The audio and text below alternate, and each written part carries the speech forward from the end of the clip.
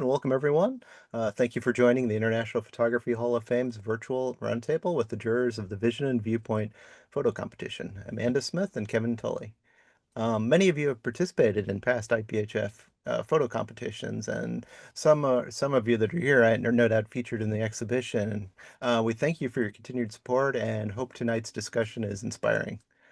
Before we begin, I'd like to highlight also a couple upcoming IPHF programs. This October, join us at the Indie Art Center for a week of celebrations leading up to the 2025 Hall of Fame Award Ceremony. First on October 7th through 10th, award-winning photographer and author Karen Facilis will lead a 4-day workshop, the photographic book, pardon me. Then on Friday, October 10th, 5 of the 2025 Hall of Fame awardees will take part in a panel discussion moderated by Frederick Van Johnson, host of This Week in Photo. On the next morning, October 11th, Adobe pioneer and Jeff Shiwi, who is with us today, will present a free lecture and live demonstrations on Photoshop, Lightroom, and the role of AI in photography. Finally, the week will conclude that evening with the Hall of Fame Award ceremony, featuring a reception, auctions, and the induction of the 2025 honorees. So if you'd like to learn more, details and tickets are on iphf.org. So for tonight's program, I'd like to introduce our host, Rob Grimm. Rob's a commercial photographer known for his bold food and beverage imagery for brands such as Jack Daniel's, Bacardi, Kraft, and Panera. Rob will guide tonight's conversation with our jurors Amanda Smith and Kevin Tully, directors of A. Smith Gallery, who have dedicated their careers to championing the creative potential of photography worldwide. So with that, I'll turn it over to you, Rob, and thank you. All right. I am Rob Grimm, your host, and I am bold in more ways than just my photography. I am excited to be I'm excited to be joining Kevin and Amanda again for the follow-up conversation that we started back in, I guess it was the end of May, to kind of get people excited about this contest and the submissions. And from my point of view, I think it was wildly successful. I am really impressed with the collection of images that I have seen come through this collection. Not only that, there was quite a large number of submissions, which was really fabulous. It's great to see so many people participating and wanting to put their bodies of work out there and get feedback and join the competition. So I love it, and I'm super excited about it. And Kevin, Amanda, I want to get your thoughts. What are your initial thoughts on the competition and the images that you saw? Got a bunch of really great images, and we're proud of the images that we chose, and they covered a pretty broad spectrum of photography. How many submissions were there in total? You picked about 46 to. There were 500 images, I think. 530 or something. Yeah. Like that. 530. Yeah. That is a good amount of images to go through. So tell us a little bit about your process. When you get 500 images, where do you start? Great question. We both have different processes.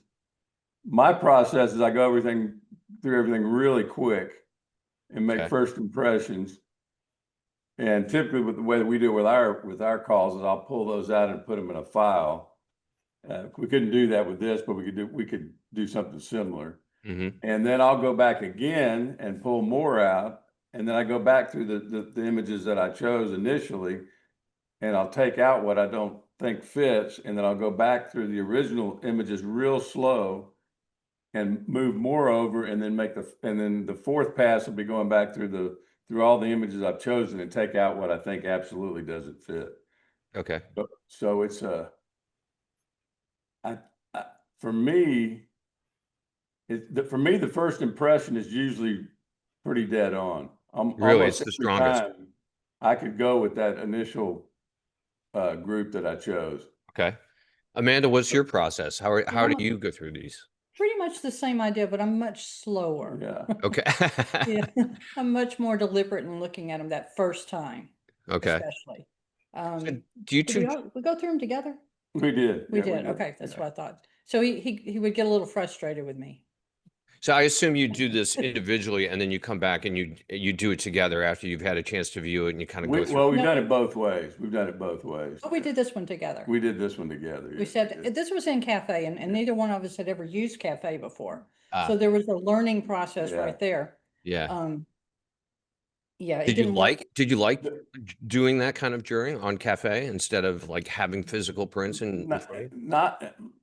Not as well, no. Yeah.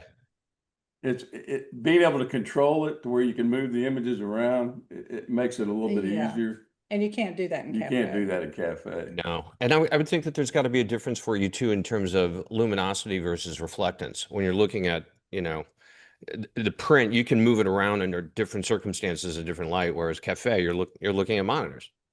Well, and there's it's completely different looking at a show with the actual images as Yeah. compared to looking to it on the monitor. And frankly, we would probably pick a different show if we were looking at the images, the printed image. Oh, that's interesting. And one of the reasons is there are so many people that don't actually print their images. Yeah. So they've only seen it on a screen, and then it doesn't always transfer as well printed unless, you know, you or somebody else knows how to use the printer, or you got your settings right, et cetera, et cetera. Yeah. And printing is a challenge. Printing is a real art. Yeah. Definitely. Part of me wants to scratch my head and say, I can't believe people aren't printing. But then again, I start to think of how I work so much now, and a lot of my stuff never gets printed. It goes, gets sent off. So it's not an unusual world where I guess people would not actually pull a print. And that's kind of a moot point for us now because everything's online. So we wouldn't be looking at printed images anyway right now. So right. Yeah. Well, So the how way we long do does it in our gallery though is what we put when we have a juror look at our work that from a call that we've put out, it all goes into one file, and then we send that file Dropbox to the juror, and then they can do whatever they want with it. They can, you know, move them around however they want. So we're kind of used to that process instead of Cafe. Makes sense. How much does the artist statement play into your thought processes in judgment, I guess, of the images? well, normally would be a lot but we don't. Our jurors don't see an artist statement. No, this one. In this and anytime we get an artist statement, it definitely has an impression, makes an impression.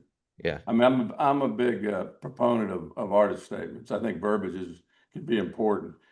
I mean, they can be good and they can be bad. You have to write something that's relatively brief and makes a salient point. Yeah. And don't use art speak.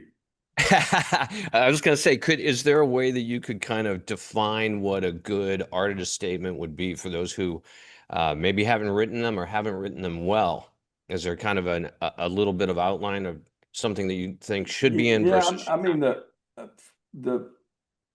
I think something that we tell everybody, an artist statement is kind of like a gift that you give to yourself or to the project, in the sense that it's a window or a door that you can open up and allow the viewer to walk through in a way that you want them to walk through. In other words, to see the imagery in the way that you want them to see the imagery. Right. And one thing we always talk about is, you know, a lot of people are opposed to verbiage or words going along with the imagery, and that's fine. But for me, it doesn't make a whole lot of sense why you wouldn't use all the tools that you could have in your toolbox in the art world, right? So whenever you'll notice something, whenever you go to a museum, what's the first thing what's on the first wall you see when you walk in? What's on that wall? The artist statement. It's a whole bunch of verbiage, right? I mean, because they want to put your brain in a place that they want it to be when you're viewing the exhibition. So that's what, for us, that's what the artist statement stands for. I like your statement about the artist statement needing to or being an opportunity to walk people through your images. Because I think you're right. Most people, when they're doing an artist statement, they tend to be esoteric and use the flowery artist speak and try to be touchy-feely and almost, you know, it's like a way to try to prove intelligence when it should be about getting them into what they're going to see and some of the impetus behind why you created those images. That's exactly right. Yeah. Set a mood. Exactly right. And you don't want to give away too much either. I mean, you want to, you know, you just want to lead them in. You don't want to beat it to death. Right. Short and brief. All right. Well, should we get into taking a look at some of the images and talking about them? Sure. All right, let's do that. Let's go ahead and start with the grand prize, which was the fabric forest. Really beautiful shot. Tell us about why this shot in particular resonated with you so much that it was the grand prize winner. It's just a wow shot. Do you want to read the statement? Would you like me to read what we wrote about it? Sure. Why not? Let me put my glasses on. This image immediately evokes a response. The vibrant colors, the perspective, and the mystery as to what we were looking at. Is it someone repairing a magical fishing net or preparing fantastic fabric for the wedding of giants? The play of light on the red and orange amidst the sea of blue is stunning. There is something both of Caravaggio and Eggleston in the image. So, I mean, it's just a wow image. I mean, it's almost not, you can't deny it. I mean, that's one of those, that's the way I feel about it. And Yeah. the composition. The composition's great. Perfect. Yeah. I had a really interesting reaction to this image that I think I want to share, and that is the first time I saw the exhibition online, I was actually in my car with my wife, and we were talking about IPHF, and we jumped online, and I was driving, and she was kind of showing me things really quickly because I'm driving, right? So I got to be careful. And I saw this image, and I was like, wow, that's a really beautiful kind of like sea-like image. And for me, a lot of times when you see images small on your iPhone, it's immediately wow, that's kind of cool, but it's because it's small and it's saturated. And then when you blow it up and it like loses everything because there was really not much there. It's kind of like Instagram fail, right? But then when I blew this up and I was seeing it on my larger monitor, I'm like, whoa, there's a lot here. And I just found it a rare circumstance where an image worked both really small in that initial hit and then large. And it's a really stunning image. It is. So remind me the artist name here. I don't remember. I don't think we have it here. Yeah. I did not write it down. Steve there. Steve Denberg, yeah. Okay. Yeah. From Georgia. Right on. Yeah. Georgia's a good And I spot. know he registered, but I think he was traveling today, so unable to make it tonight. But Okay. Bummer, Steve. Well, we love your image. So Yeah, we love your image. and congratulations on being the grand prize winner. Well, what do other people think about the image? Are we allowed to have audience participation? Yeah, let's have some audience participation. If anybody wants to jump in, we'd love to hear it. I really like the tactile sense of the fabric. It's almost like it's moving. It's like water. Mhm. And then the color contrast of the red and cyan really helps offset both. Right. Yeah, agreed. It's just beautiful. I think the perspective really makes this image too. I can't imagine how it would work from a different point of view. It would Being be able to completely s- different. Yeah. Yeah. Yeah, being able to see it from above, it's like, water crashing on rocks. It's a really beautiful image. Yeah. One of the things I was going to say, and you mentioned, well, actually, you may driving, looking at a phone, which is not the best way of looking It's at a photos. terrible idea. particularly No, when you're don't anybody driving. do it. But that brings up an interesting point because resolution and the size of an image plays a huge importance in the impact. This image, I'm actually seeing it, even though it's going through Zoom, very large on a large computer display, and it's luscious. It's Mhm. very complex, but very kind of elegant and simple.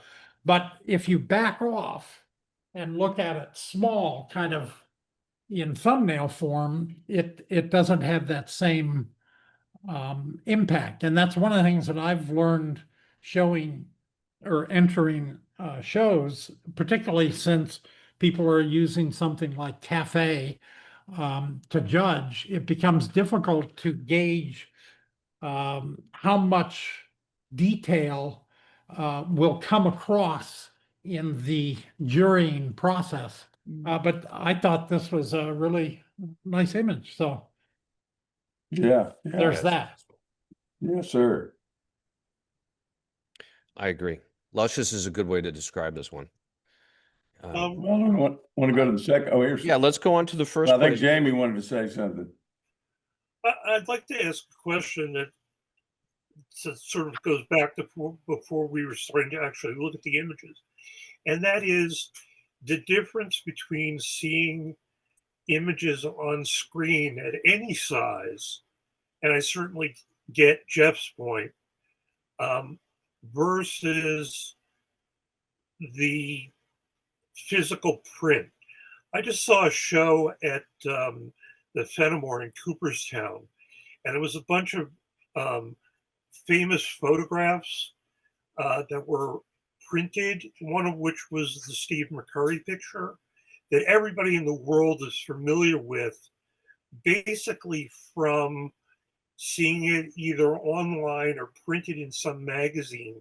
But I don't know how many people have actually seen the real print, which is, in my opinion, completely different than the image we're all thinking of.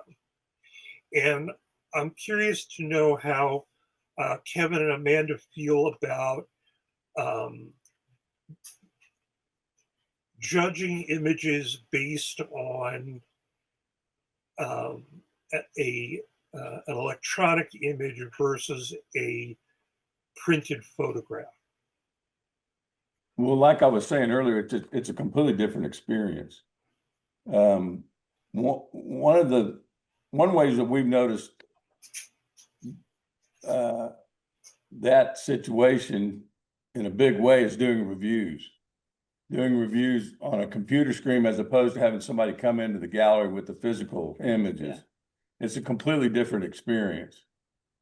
And frankly, you would make different comments on the images when you're looking at the prints as opposed to observing the images on the screen. So there definitely is a difference.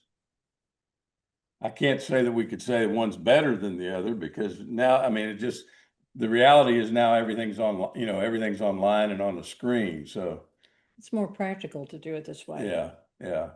Yeah, I think that there are positives and negatives to both. I think that certainly practicality in using something like Cafe, it makes it a lot easier. You don't have to have 500 prints shipped to your office and go through Yeah, them. it's just not practical. Crazy. No, Yeah. no. A lot of images, quite frankly, look better on a screen. And they're kind of built, particularly now with so much of the world being online and even advertising, it's just shifted, and we are all accustomed to looking at screens, and it has that luminosity of a backlit screen, and it's saturated and it's kind of juicy. It's kind of eye candy in that sense. But I don't think you can ever replace the beauty of a good print. I mean, they're luscious. So that's We had some of the IPHF collection here in my studio a couple months ago, and having those prints physically right in front of you, I blew everybody's doors off. When you've seen a print that, or an image 1,500 times online, but then you see the real print in person, there's a big difference between reflective and luminous. And they both have their strengths and weaknesses. I think that's Well, another issue that we had when we had the gallery concerning this subject is we would choose, or an image would get chosen to be in an exhibition, and the photographer had never printed it, but they would send a print that they made, right before they packed it in the box. bad idea. And it was not a good print, and it didn't show off their work to its best advantage. Yeah. And it looked somewhat different than what it looked like on the screen. Yeah. So Good I would advise anybody that's entering a show where you're going to send your print, make sure that you printed it. Print it first. Yeah. Right. So All right, let's keep going. Let's go on to first place, which was Memento Mori. Is that right? Yeah. This one was by Ron Hendricks. Go ahead. I'm sorry. No, I was just gonna say this one's by Ron Hendricks, but please tell us about your thoughts on this. Oh, we were taken by these immediately. I mean, these are wonderful. Yeah, he had a whole series. He had a series and the model's great. I mean, I think it's him. That's what he's saying. is he here? Yeah, that's me. Yeah, yeah, there you are. We were just blown away by these. Yeah, You know, they're these are beautiful. really great. So This is Kevin what and Amanda, tell us about the rest of the images that were part of this collection that Ron submitted. Were they well, all they self-portraits? were all similar in a way, if I remember They were all correctly. headshots, Yeah, they were done all, the same yeah, pose. yeah, yeah. They all had the same visual quality. This one's a bit different. I It had the hood. think there was a couple that had a hood, didn't they? I think there were, yeah. This one has a real haunting quality to it. It's, Yeah, absolutely. Well, read I the mean, it's- statement. I like this statement. Okay. Oh, we don't know whether we are looking into the sightless face of a saint or a sinner. If photography had existed during 16th century Spain, would this have been from the camera of an inquisitor? The title Memento Mori suggests death, but was he waiting for it or being prepared for the tomb?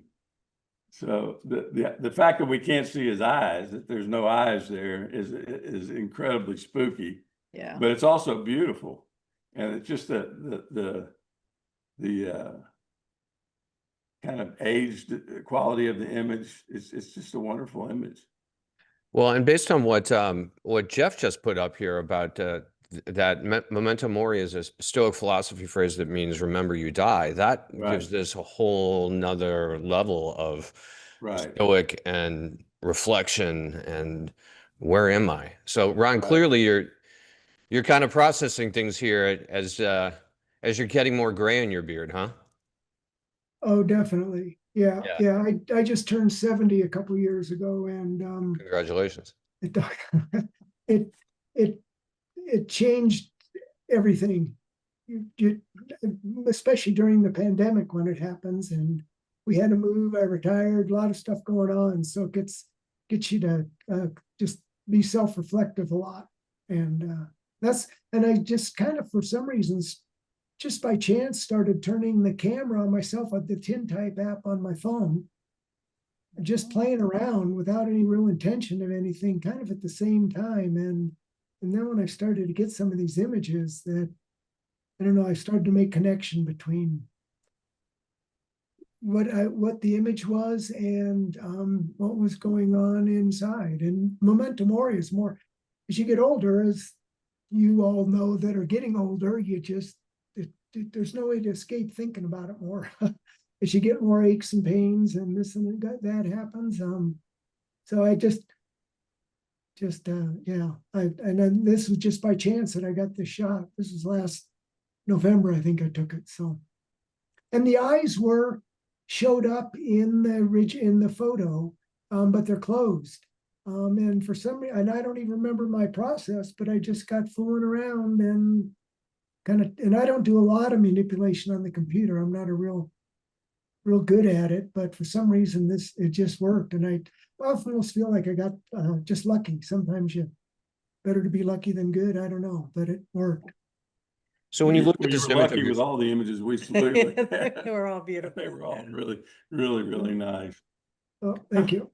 Ron, when you look at these images of yourself and you're kind of doing this contemplation, looking back at these images now, are they giving you answers to the things that you're reflecting on? Are they bringing you any kind of peace? Like, what's your feeling about being your own subject? Because there have been a lot of great self-portraitists in the world, for sure.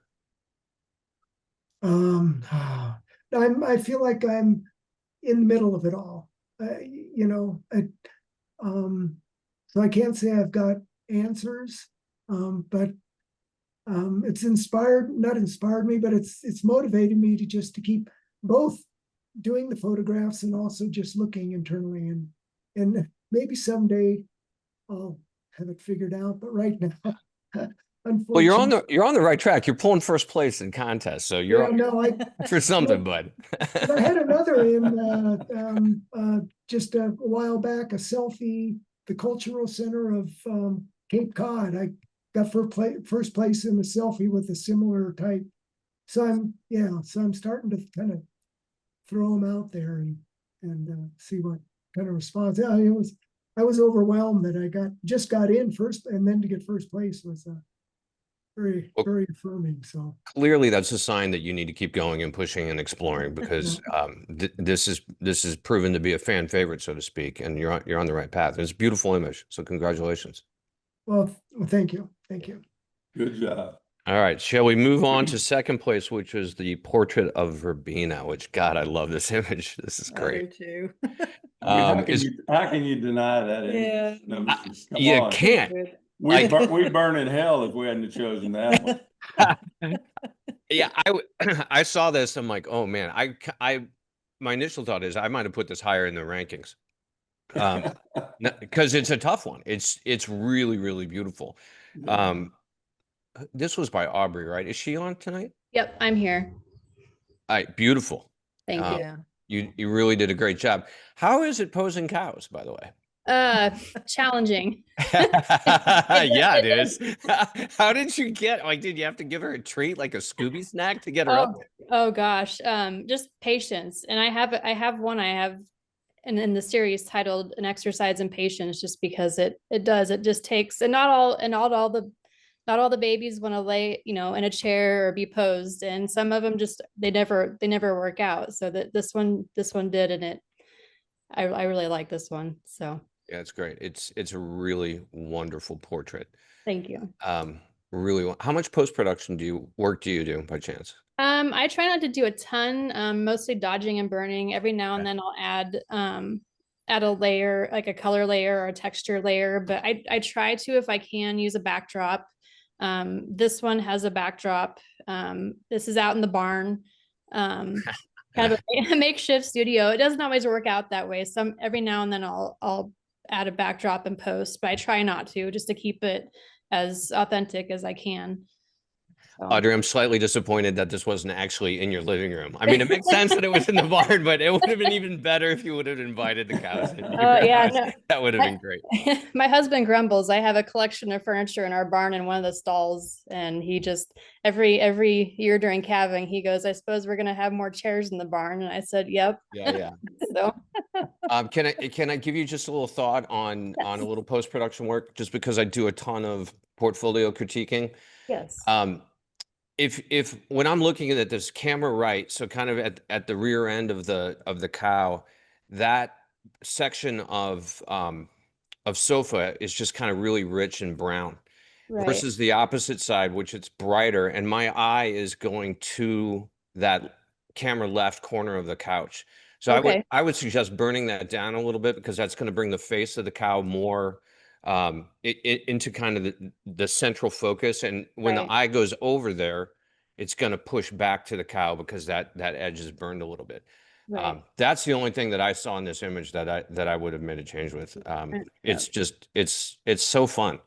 And I also thought, man, this would be amazing in a boutique hotel. Like, if I owned a boutique hotel, I would put this right above and behind the reception desk. I'd make everybody stop at it.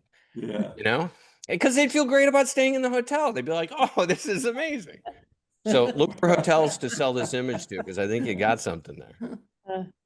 Thank you. Yeah, it's a great image. Anybody else want to throw anything in on that? I think Audrey, how did you get into photography? Well, it actually started off, my best friend handed me a camera back in, I think, 2004.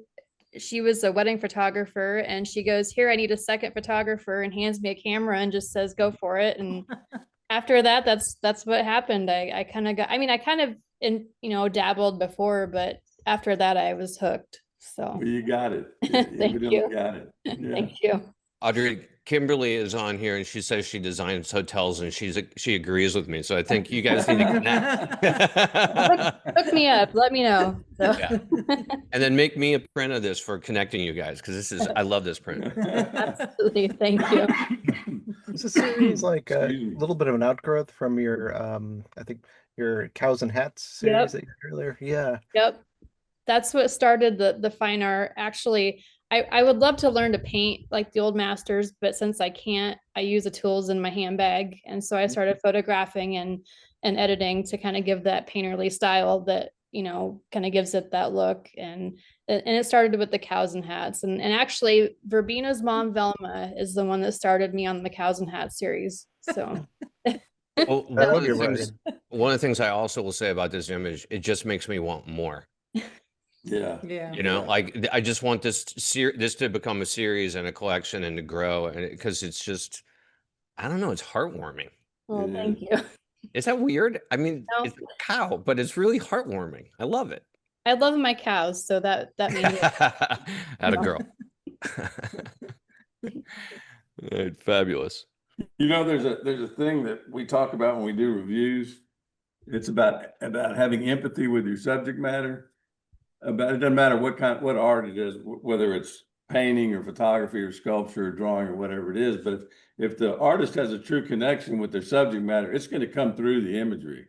right. You know, and it's going to come through the imagery, and that gets into a whole nother thing that we talk about your personal aesthetic. We won't get into that right now, but that's also what I get out of this. I'm getting what you put into this that has something to do with you is coming back out through the photography. So good Well, job.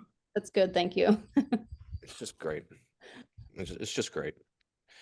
All right, let's move on to third place, which was Chalice 34. Another really striking image. Yeah, this grabbed us too. I mean, it's a lush, wonderful image. And it's part of a series. Yeah, Yeah. yeah, that's right. And he's here. How many were in the series total? Do you guys remember? I Or think is there were 4 or 5. Well, there's more like 6 or 7. Ask is the him. artist with us? He is. Yeah. Okay. Hi, How many were in Oh, that series? All right, Jamie, that's yours. Beautiful. thank you. I'm up to, I don't know, about 50 that I edit down as I go, and looking for a body of work somewhere between 15 and 20, but I'm still working on them. So they evolve. You know, this is 34. This is right. I guess it was pretty new when I entered the competition, but now is, you know, about 2/3 of the way through. So the ones that have come after this are sort of have been built upon what this looks like. So I think that I want to talk about this image a little bit because I think that this is a really great example of how to get the viewer's eye to move. And the movement of the viewer eye is absolutely critical to the success of an image, at least in my opinion. And Amanda and Kevin, I'd love to, you know, if you disagree or feel differently, I'd love to hear it. But stick with me for a second.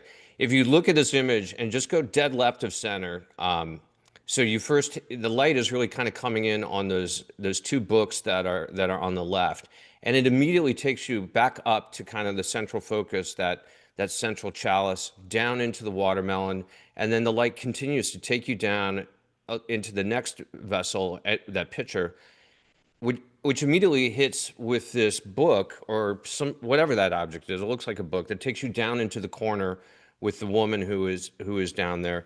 But the way the lighting is situated, you now go back across, you're going back to the left into those flowers, which pushes you right back up into the center.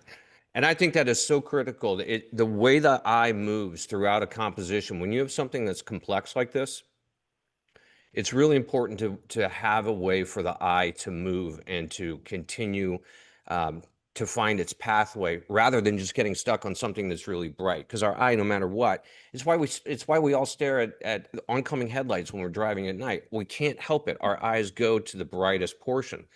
So that's my long-winded way of saying I think that this is really beautifully executed, and it has beautiful balance of light that really allows the eye to move in a fabulous way. So well done, Jamie. Thank you. I would absolutely agree with that. Yeah. Yeah. Thank good. you. You know what I'm actually more of a painter than I am a photographer, and I studied art. So what struck me immediately are the color, that red and that blue, which are predominant colors in a lot of colonial Spanish and Mexican art. And it has a wonderful old world feel about it. I've spent a lot of time down in Mexico, so it impressed me that way also. It's kind of a chaotic composition that works. I mean, it works really well, and for the reasons you were mentioning, Rob, I mean, it's just really well done. And the attraction to it has a Dutch still life look to it also, which I think is very compelling. Amanda, what would you have to say? I agree. Yeah. It's the red that really, Yeah. really sucks me in. You know, and there's something instructive here too about calls for entry. So a juror that has a strictly a photography background, as opposed to a juror that has an art background beyond photography, are going to look at photographs differently. Yeah. Right.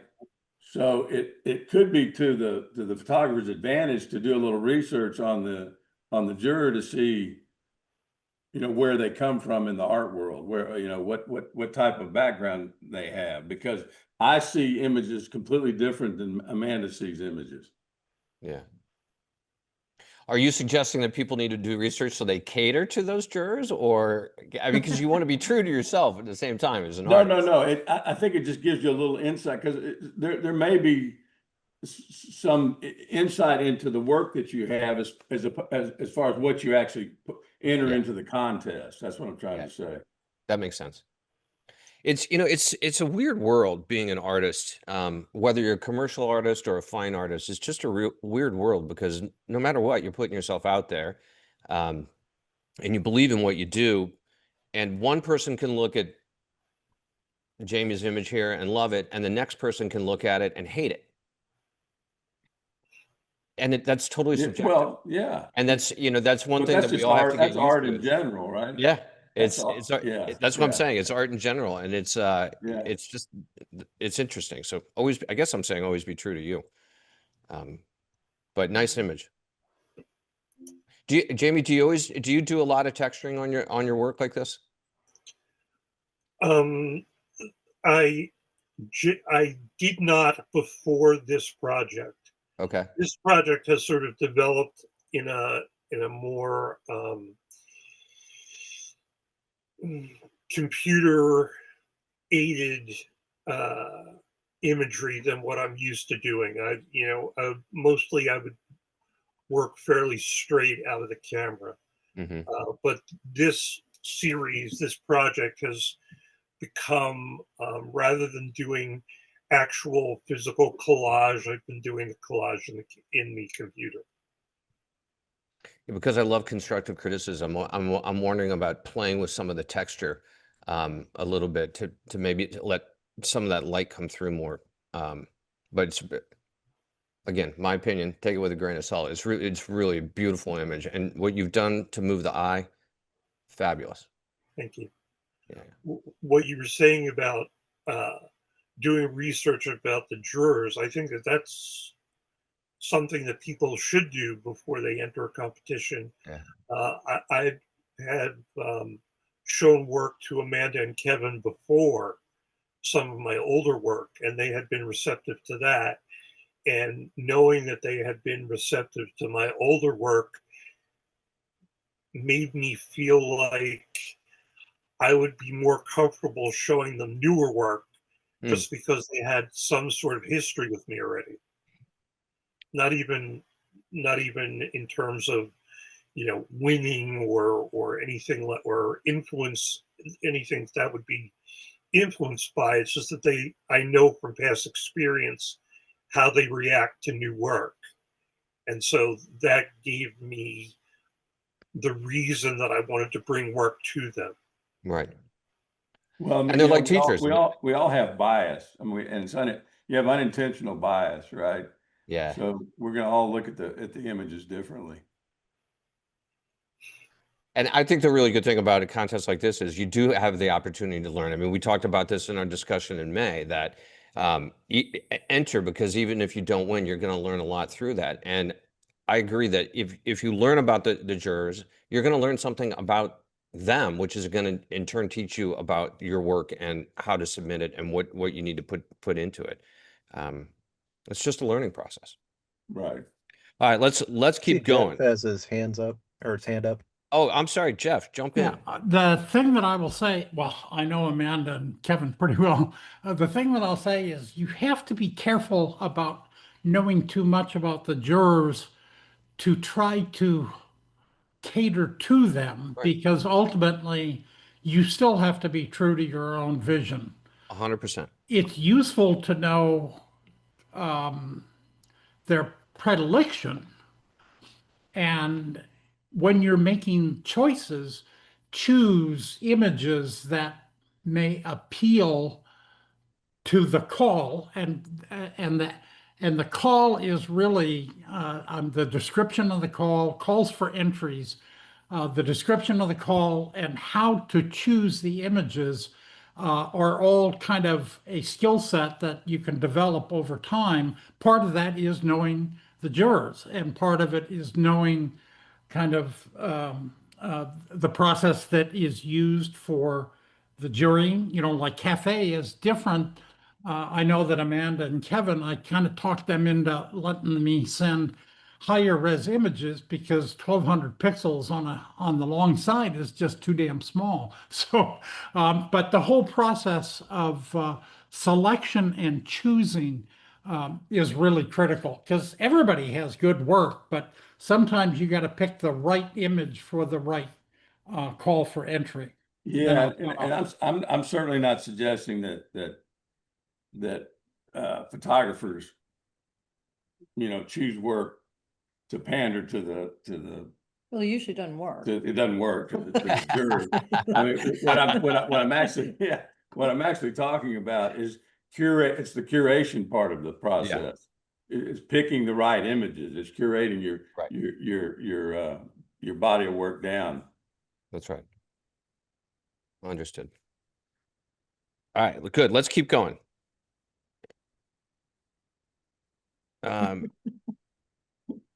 This is great. This is really great. It makes you Oh my stop. God, I love this image. Yeah. Happy birthday. Yeah, I love this image. Is our artist here on this one too? Who is it? I don't have the name. I thought this was a really fabulous image, and when I read the blurb that you had written, Kevin and Amanda, about this, that it works so well in black and white, it had to be black and white. There's just no question. I don't know what the color of that wall is, but I know that Happy Birthday Princess thing would have been bright and would have totally distracted the eye. This being in black and white is such a powerful image. It's just great. Well, and the other beautiful thing about it is composition. Yeah. So, because it appears to just be haphazard. Yeah. But it's obviously not. I mean, it's Right. a well-composed piece. Yeah. We do have the Well, artist she's here. here. She doesn't have a mic. Did you read the? What is that? She put a little message. She's here. Amelia's here, but she's on her Yeah. iPad and doesn't have a mic. Well, Okay. We love it. Yeah, that's too bad, Amelia, because we'd love to hear some of your words. It's Yeah, I'd love to it's know just more about it. absolutely great. This image really struck me. I just thought it was so well done. But it's also because it's a clown face, and it's a birthday, but her expression there's some pathos in this too. Is she really happy on her birthday? Right. Here's the other thing. I think, you correct me if I'm wrong, guys, but 90% of the world really gets freaked out by clowns, right? Like there's a large percentage, and I'm in there like, I'm one of them. I don't like clowns. Clowns come around, I'm out. Like this is inviting. Yeah. Which I think is a really interesting contradiction between the subject, which is normally so off-putting, yet here we are, we're kind of invited into this solitude. And I don't know, I just love it. I love her expression. It's really well done. It's very well done. And the lighting is great. It's lit well. Yeah. Yeah. Well, again, this is a tough one. I might have bumped this higher up. Yeah. Yeah. It's a really tough one. So. I can't imagine this not making a phenomenal print. I would love to see a print of that. Right. Right. Agreed. Yeah. Agreed. All right, we're going to keep going. So the next one is worldview. And these were great too. Oh man. Are you here, Walter? don't think he is. I don't think he's here. Okay. Well, Amanda and Kevin, give us your thoughts on this one. Well, this works on so many, the concept is great, it's there's some irony in here and some humor, and he's got a wonderful project. Yeah. Yeah. Were there more in this? Was this a Yeah. series, or was it Yeah. how many were there in total? I don't remember. Oh, he's got a huge series of Yeah. these. Yeah. Why did this we one saw- stand out above the I other think ones? there were 5 or 6. Yeah, something like that. Yeah. Why do you think this one stood out above the other ones in the series? Oh, good question. For me, it was a little bit more ironic. It was a little bit more humorous. Okay. I think as far as the quality of the imagery and the process, they were all equally, good. What do you see as the irony here? Here's this kid on the On the globe. globe? He's obviously not safe, and Dad's going to throw an airplane at him, right? Yeah. But it's a wrecking ball also, which that Yeah, right. I really liked the choice of printing on boxes as well. There's something about this folding, unfolding, the wrong material, to print on. It's really great. And quite frankly, I think that the shadows, the way the boxes are lit, and the shadows also really play into the composition very well. There's something about them that's foundational and grounding and they're harsh compared to the rest of the image, which is it's not washed out, but it's really kind of soft. All the tones are really kind of soft. So I think that those shadows are a really important addition, because there is this harshness to them that contradicts the softness that's with the rest of it. Right. And I even love that the boxes have wrinkles and creases and some stuff going on. So, well, it's also an example of how the presentation can be a big part of the image. Yeah. The way that the image is viewed. That's a good question that Jeff is raising. Are they actually printed on boxes? I assume they are, and rephotographed. They're not. They're not. Okay. We're familiar with the word. Okay. He started printing on the boxes, didn't he? He photographs the boxes and then he puts the image. But I think he actually started on the boxes. I don't remember. Yeah. I kind of want him to print on the boxes. I know. Going back to the liquid light days, and I know. but they're great. They're really they're great. Yeah. Yeah, and it doesn't matter, because they're very successful and they're really beautiful images. And again, this would be a great series to see on a wall. I'd love to see more than just one of these. Mm-hmm. He has a good artist statement too. Mm-hmm. Good. I don't remember his artist statement.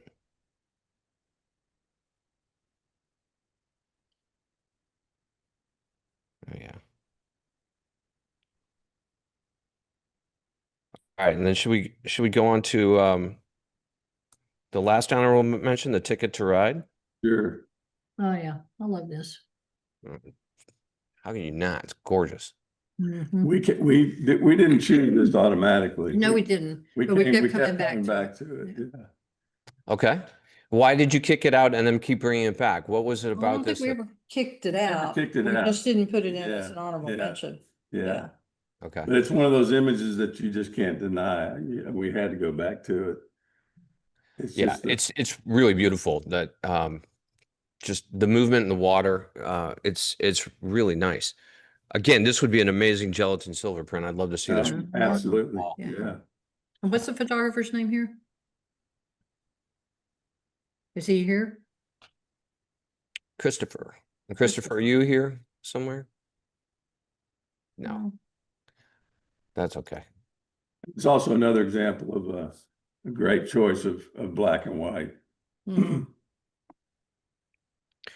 Well, black and white is a very powerful thing, and it's good that people still turn to it in this world of saturated colors. And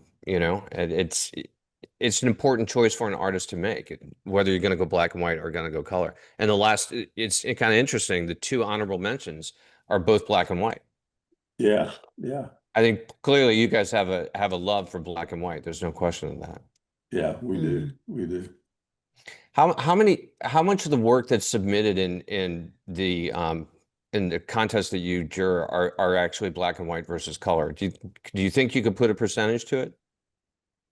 It's less and less, I think, I isn't it? have no idea. It's probably less. And I think at one time, when I first showed up at the gallery, it was probably at least a quarter of the imagery.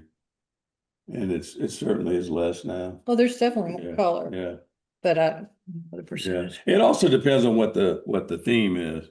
Sure. Sure. Certain things just resonate better in black and white. And if you're in the right theme, you're probably going to get more of it. Well, color can really be like that, like the grand prize winner. I mean, the color, makes that image. Yeah. Right. You turn that black and white and it just turns into mud. That would not be even close to the same image. Right. And in other images, the color becomes distract. In certain other images, the color can become a distraction. The way you were talking about your eye moving around that one image as far as the light was concerned, that'll happen with a color image, and it'll take your eye where the photographer doesn't really want it to go. Right. Yeah, color pulls the eye. I've always said the color is character. And I spend a lot of time when I'm creating images thinking about what my color schematic is, because they are really going to speak to what I am doing with my work. Color is character. I think black and white, for me, for some reason, black and white doesn't feel like a character. Black and white feels more like the right vehicle for tone and detail, right? Because that's where I think you see the most amount of detail in the highlights and in the darks are in a really beautiful black and white image. You don't have that same, at least in my perspective, I don't think you have the same sense of detail sometimes with color, because the color does saturate. It does saturate your eye, and it kind of becomes a bit of a character in its own right. And black and white is good for architectonic images, like structural images. Yeah. Does that make sense? Does anybody want to disagree with me? Jeff, you want to disagree with me on that? So, yes and no. The bottom line is if color makes the photo, then it's got to be in color, not black and white. Yeah. If tone and texture and shape are the most important thing, and the color is incidental, it's almost stupid to keep the color. Get the color, get rid of it. In this day and age, shooting digital, we are so lucky in that everything, unless you're shooting the monochrome expensive Leica, everything we're shooting in full spectrum, and we can convert it to any kind of flavor of black and white that we would like. I mean, we can make it look like Tri-X or Panatomic X, or, we're making the prints are actually printing things out. We can make it look, like a split tone or gum bichromate or whatever. Oh, absolutely. So I think the image dictates how it should be treated. Agreed. Agreed. All right. So there was some I other. do love disagreeing with you, Rob. Healthy debate. It's always good. I'm always up for it. There are some other images that I really loved that we haven't talked about. I thought Tide 001 was a really cool image as well, which is probably much further down. It's kind of a guy right there on your left. That image really struck me as well. Yeah. I stopped, and I love the monochromaticness of this. I don't know. I really like that. They had a whole body of work. Yeah. Of the same, different models, but the same concept. Yeah, there you go. But this one I thought was the most interesting one. Frankly, the other images were a little bit more disturbing. Oh. Than this one. Because when you first go through, they're a little disturbing, which I think is part of the draw. Yeah. They're not your typical nudes. Yeah. Another one that I thought was great was Arms Up, which was kind of a collage with just lots of arms. I really like that. I also love that Winter Oak one right there with it, which I just thought was a Oh, this gorgeous one. black and white one. But I don't know Yeah. this one Yeah. I thought was really interesting because it felt like it wanted me to engage in conversation, if that makes any sense to anybody. I Well, don't. it also goes back to what we talked about, jurors wanting to see something they haven't seen before, And Amy's here. being surprised. Are Oh, you there, good. Amy? Yes, I'm here. Hi. Hi, thank you.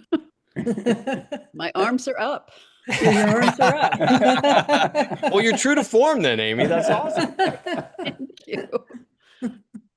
What would you like to know, or would you like to know anything? I What's just the want genesis of this body of work? Well, I love motion. Since I was a kid, I just love motion. I've been in motion. I love dancers. I have a large collection of wind-up toys, and I experimented a lot with moving film stroboscopy, winding the film simultaneously with the flashing stroboscope. And I studied the history of human locomotion photography, and I love Etienne Marie's work and Muybridge, not as much because he was a little creepy, but I like the concept. So I studied all of that and how it affected art and science. And then I kind of made it my own with some happy accidents and cameras jamming. And then fast forward to today, and I reinvented it and reimagined it and started working with it digitally. So I was using analog images and collaging them in Photoshop and just really playing around. More happy accidents and looking forward to seeing what I'll do next. So that's what I do. Oh, it's really nice. And again, my eye really moves through this one. You know, the repetition in the subject somehow really gets my eye to go through it.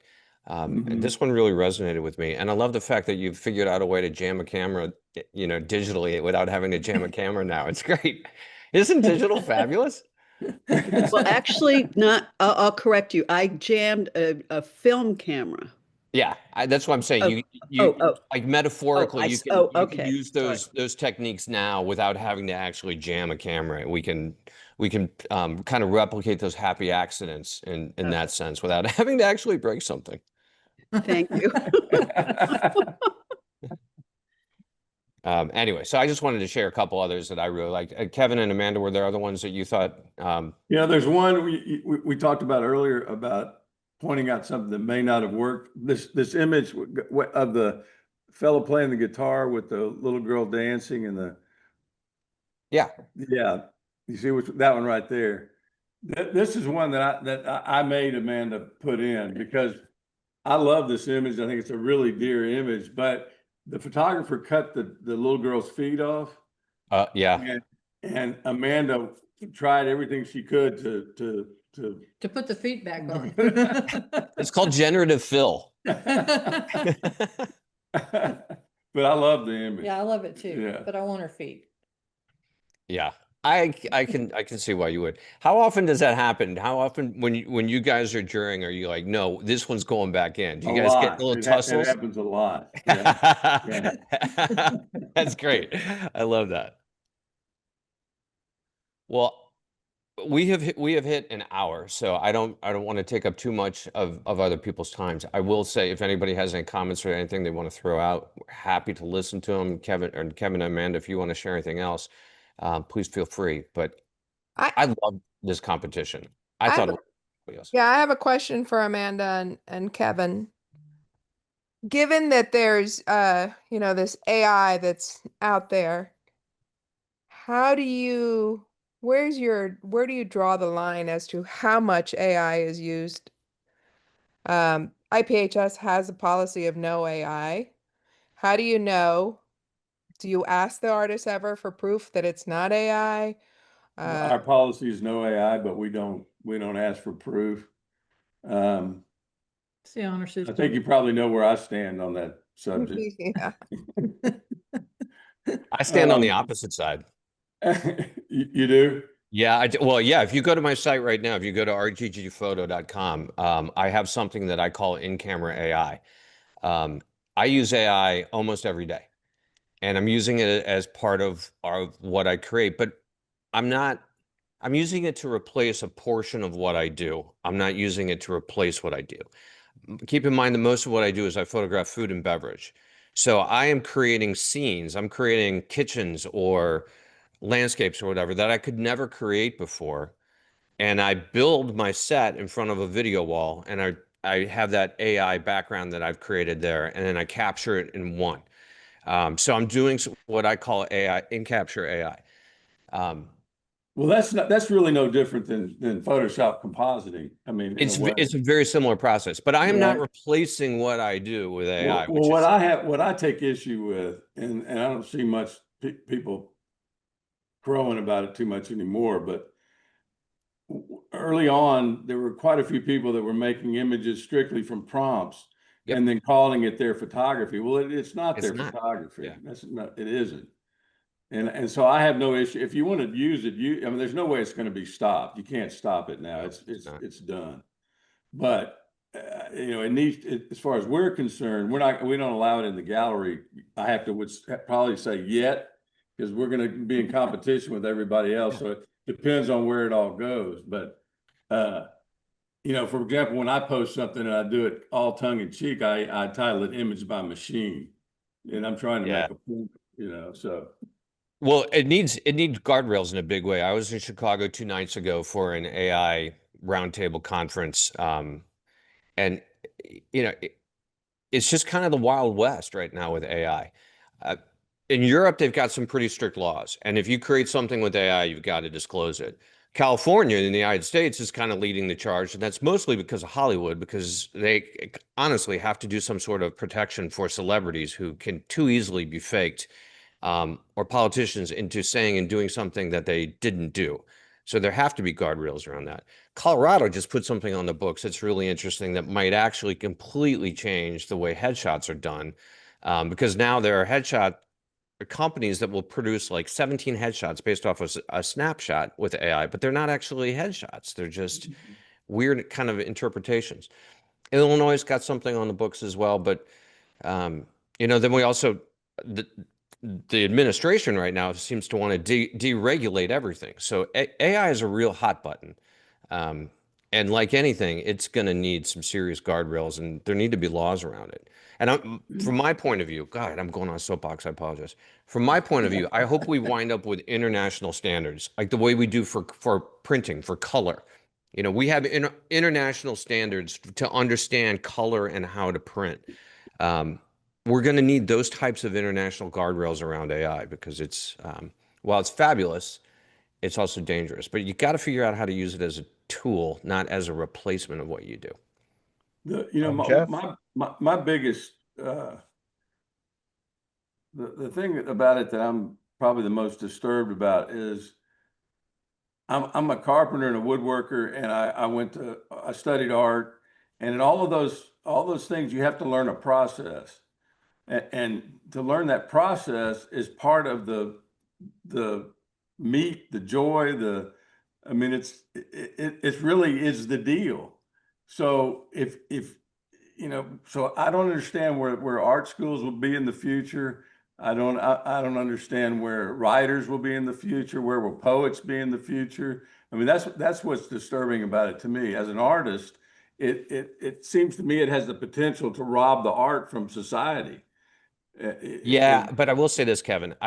I think that the AI that I'm generating right now is interesting. It's because I have an art background. I put in things like encaustic wax or weird things from processes and from art history that I know that, like, my CPA, who's a brilliant guy, wouldn't think to put those things in. Right. So I do think Frank,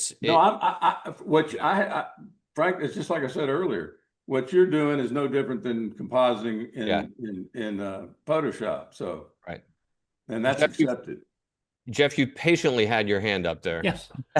Well, so I know a little something about this, having been involved in trade organizations, dealing with the Copyright Office. And also, if you remember, the Copyright Office a few years ago declined to accept a copyright claim on the part of a baboon. You remember the Right. photographer? Yeah, the monkey selfie. The monkey Absolutely. selfie. Yeah. And the Copyright Office had a very clear delineation. It has to be, and in fact, I posted this, requires human authorship. Right. So the bottom line is if you create a synthetic image based upon generative commands, is that a human authorship? And that's yet to be decided, but That's undetermined, right? currently it can't. Right. And back in the good old days of my commercial work, I was very strongly an advocate of, I do a lot of multi-image combination. I was a strong advocate of photographing all of the elements of an assignment myself. I didn't want to use stock photography or somebody else. I didn't want clients to provide photography that I would then use for compositing. I wanted to hone clear authorship. And right now, there's not clear authorship of computer synthetic AI images. Also, the fact that, you know, I like actually clicking a shutter. Yeah, it feels good. Yeah. So that's all I got. Are there people who don't know what the monkey selfie is? Have you guys heard of that? Because maybe we should explain that. Let's just take a quick minute. So, and Jeff, correct me if I don't have this story right, but there was a photographer who worked with baboons, and basically kind of taught them how to use cameras, and had laid cameras out for them to use, and they took amazing pictures of themselves. But then it became a copyright issue because people wanted to use them in the public domain. And he said, no, this is copyrighted material. And it went to the courts, and it was decided that because a human had not clicked the shutter, a baboon had, that it wasn't copyrightable. And therefore, it was public domain and anybody could have used those images without recourse whatsoever. I have that right? Yes, and also there was animal rights groups that were arguing in support of granting the copyright to the baboon. Well, no, I mean, PETA. you know, I know it was PETA, right? Animal rights, yeah, PETA. But the one of the selfies, it's just absolutely wonderful. It's a great shot. But yeah, he did not control the copyright because the copyright was not a human created image. So he couldn't say that it was copyrighted. Yeah. Well, let me make myself clear. I have no issues with AI anymore as a tool. Yeah. What I have an issue with is AI being the whole enchilada. Me too. I am with you. That's really what it boils down to. Yeah. And I'll admit to using AI every single day myself, but it's generally almost always AI to remove something, not to add some foreign or synthetic element. Yeah. Elizabeth asked the question. How do you feel about it, Elizabeth? Well, I think there has to be a line drawn, right? I think, you know, photography is the click of a button with a camera. And I think once you start bringing different artifacts into the photograph, when does it stop being a photograph? And when does it become a collage or a composited image? So I think there has to be a line drawn. I'm not sure where that line is, but I think you've now taken an image and maybe taken it to another medium instead of photography. So I think we need to be clear of where this art form is going and what we want to respect from the original art form. And I think we would have to have a bottle of wine, Kevin, to really. which is honestly never a bad idea to have a bottle of wine. This is a hot button topic, and it's going to continue to evolve and change. And it's actually pretty fascinating that we wound up talking about AI when we were celebrate and talk about our visionary contest. Is kind of funny. So apologies for the tangent, but also no, because I think hopefully it was fascinating and you guys learned something from it. So Well, and I think it gives people a good guideline too. I mean, especially when Amanda has an OAI and Kevin has an OAI at their gallery. We do too. So I think we need to be respectful of that and really make sure that the artist that is, submitting images, um, and I think the advisory committee at IPHF should look into this and say, okay, when do we need to call out images in question and, ask to provide metadata, which a lot of competitions do. I mean, I've had to provide my metadata when I was, selected as one of the Sony Alpha females. I had to give them everything off of my camera, off of that print. So, if you're going to get called out on it, just get ready because it may happen. yeah, but like the process I was telling you that I use, it's a single capture. So all my metadata is there, but part of my background is created in AI. So I'm telling you, it's a space that's going to be continuing to evolve for a very long time. Yeah, but And also, well, let's not I get don't into have any We problem. gotta stop. I don't have any, Okay. well, I don't have any problem with people advertising a all AI call for entry. I mean, I have no issue with that now. You can't, Yeah. like I said, the horse has already left the barn. But call it what it is. Don't call it something that it isn't. Well, hopefully, if the horse has left the barn, it's going to Audrey's barn and is going to sit down on her couch and get photographed. Because I love those, and I want to see more of them. All right, I think we'll wrap up here. So Kevin and Amanda, just a huge, huge thank you for all your time and your effort, not only in being jurors on this competition, but in talking to us beforehand and coming back and spending another hour or so with us today. You guys are lovely and so much fun to talk with, and we really appreciate all your time and effort. Well, thank y'all for having us. This Yeah. has been a great experience. We really appreciate it. Yeah, it has. So we've got lots of good stuff coming up. The gala is a big thing. I hope everybody gets tickets and comes to and joins us in Indy. It's going to be amazing. There's all kinds of good stuff going on with that. And with that, I'm going to turn that back over to Steven so he can give a list of a couple of things that we're doing. But thank you all for coming, and I hope we see you again very soon. Thanks, Rob. You did a great job as usual. Oh, thanks. I appreciate it. I like talking to you guys. We're gonna just start getting on Zoom calls and keeping in touch because you guys are fun. I love it. All right. Thank you, Rob. Yeah, we're the week in October that's coming up is going to be a really interesting celebration of photography. We have, like I said earlier, we have a workshop coming up with Karen Fasales. We have Jeff's class, of course, or he'll be his presentation talk, I guess would be a better word. Yeah, we'll be discussing, both the history of digital photography, but also its practice and use, and offering a few demonstrations as well. We're going to also have a panel discussion with the Hall of Fame inductees and awardees. And of course, the Hall of Fame induction is the highlight of the week. So I hope that everybody who can make it is able to, join us in Indy, and we'd love to have you. I think it's going to be a great week. It's big and exciting. I love it. And also a shout out to Kevin Raber, who sadly passed away, but was, I think, instrumental in working with the Hall of Fame to bring it to Indy. And I think it'll be an interesting event. The Indy Art Center is a great place, and I think it'll be a wonderful venue for the event. Mm-hmm. Agreed. Absolutely. Absolutely. 100%. All right. Thank you, everyone. Good night. Night. Bye, Amanda. Bye-bye. Bye, Jeff. Bye-bye. Bye-bye. Bye, Mark. Bye. Bye, everybody. Happy trails. Right.